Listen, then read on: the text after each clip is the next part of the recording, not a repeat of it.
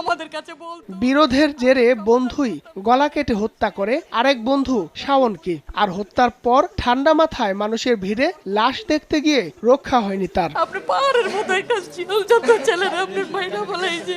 ভাড়াটিয়ারা জানান নিউ মার্কেটে একটি দোকানে কাজ করতেন শাওন। রুমটিতে একাই থাকতেন তিনি, তবে বন্ধুদের আসা যাওয়া ছিল তার বাসায়। বৃহস্পতিবার সন্ধ্যায় কামরাঙ্গীরচর রনি মার্কেট এলাকার একটি বহুতল ভবনের নিচতলায় দরজা ভেঙে শাওনের গলা কাটা লাশ উদ্ধার করে পুলিশ। ছেলের মৃত্যুর খবরে ছুটে আসেন স্বজনরা। ঘাতকের সর্বোচ্চ শাস্তি দাবি করেছেন তারা। কালকে রাত 3টা বাজে ওর ঘরে মনে হয় কে আইছে, তো ওইখানে আবার যে কিছু ইয়ের ভিতর রক্ত, এখানে কিছু রক্ত, তো কিসের রক্ত তা আমি জানি না। বিকালবেলা যখন এটা জানাজানি হয়েছে পর, তখন আমরা স্পটে আসছি। আসার পর ও আবার এখানে দেখতে এসে যে ও মারা গেছে কিনা।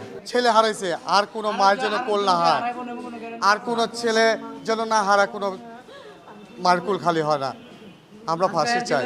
হত্যার খবর পেয়ে এলাকাবাসী ছুটে আসে। ভিড়ের মধ্যে রেশাদ নামে সন্দেহভাজন এক যুবককে আটক করে পুলিশ। জিজ্ঞাসাবাদে স্বীকার করে খুন করে লাশ ফেলে যাওয়ার কথা। উদ্ধার করা হয়েছে হত্যাকাণ্ডে ব্যবহৃত ছুরি। সে এই যে খুনটা করেছে সেটা নিশ্চিত হওয়া গেছে এবং এরা একজন একে অপরের পরিচিত এবং এদের ভিতরে ইন্টারনাল কিছু সমস্যা থাকলেও থাকতে পারে, সেটা তদন্ত সাপেক্ষে বলা যাবে। ঘটনাস্থল থেকে বিভিন্ন আলামত সংগ্রহ করেছে সিআইডি ফরেনসিক দল। ময়না তদন্তের জন্য মরদেহটি মর্গে পাঠানো হয়েছে।